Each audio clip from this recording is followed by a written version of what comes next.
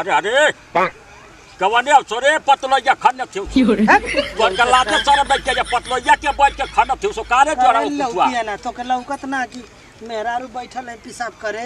लौचटा ना पर पेशाब करतन सो जे रे हां रे मौका तो के लौकत ना त तो ताप के ना बैठ के चाहिए तो ना लौकेला हां अरे हे बनी हम ना जनली हो कि तो लग शंका कर ये बनी हम ना जनली अब तो जल्दी पतलोया का चला खंड थियो सो रे हथियार ना ले तो कैसे खंडत रहलू हां त भैया का ये रमेश बाबू हाँ दादा का हाल चाल ठीक तो अच्छा अच्छा बड़ा निमन जगह बैठल बा हमहू के बैठे ठेकना कर बैठा है का एगो तो तोर खातिर का अच्छा अच्छा ठीक ठाक बढ़िया व्यवस्था आखिर आज कुछ बता अरे बा का हो बैठा अरे ससुराई का अरे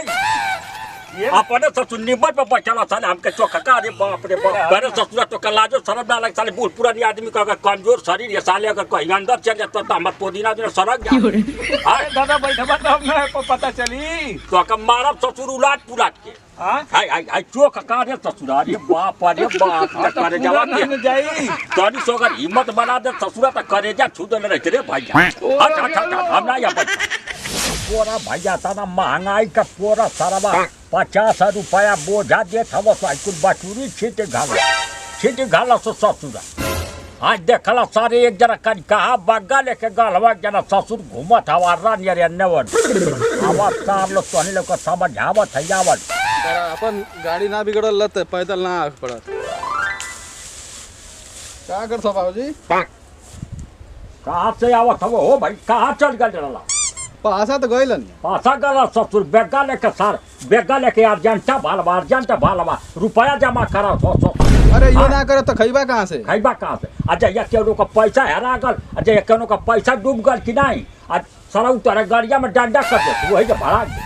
आई मत बुझिया अगर हमका शिकायत आ गई कि तोरा लड़का पैसा जमा करौले अगर एकहू का पैसा अगर मारात गई कि ना तो उन्होंने संगवा साहब हम पैसा वही अरे का बोलत हो तू समझा दे तुरंत चले एक अर्जेंटा भालवा सार पैसा जमा करा तो ये निवन कुछ बनल कुछ बनल घोटवा ससुर घोटला चलते हो गोबर पथल गोबर लेके पथल तोरा माई मर गई चल गई तो गोबर पथल सार चल के गोइठा से यार के चल एक ठगा घुमा था साले का हम एक खाली बोलेला हैं आओ जब से पुष्पराज देख के आइल पुष्पराज 2 तब से ओके ना पुष्पा जरा करत था ओके ना बोलत है हां त पुष्पराज तो बेटा जे तू के दरवा कुसुमराज भेग हालात तुरंत कुसुमराज तो का पता ना चल अरे धकेला चल हां जल्दी देख धकिया चल हमके जाए के हो दे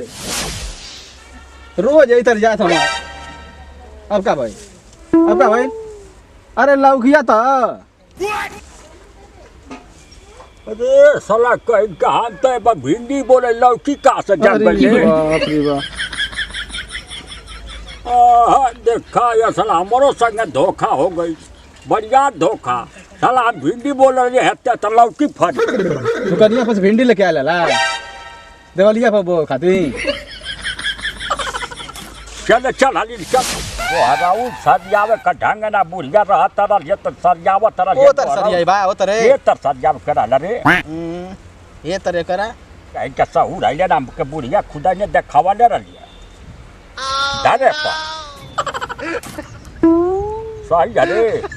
हां पकड़ ले रहा है तरे लिया या पता चाहिए पकड़ ले रहा हां ले आ